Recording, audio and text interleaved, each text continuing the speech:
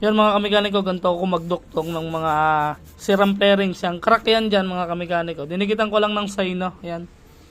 Dinikitan ko ng sino. Tapos, siyempre para mas matibay, kumuha ako ng bala ng tacker to.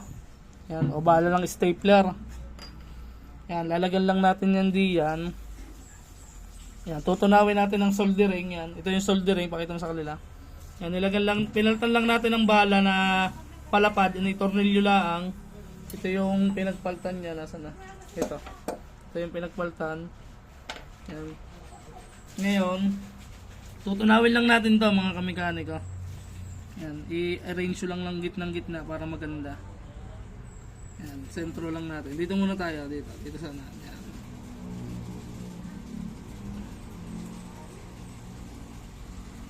Siguro marami na nakakalam nito pero gusto ko lang din i-share sa inyo mga kamekaniko. Yan. Hanggang walang nakikitang bakal, yan, okay na yan. Yan, ganyan. Tibay na yan mga kamekaniko. Yan, isa pa. Lagay nyo lang ng malimit para talagang matibay yung flarings. Yan.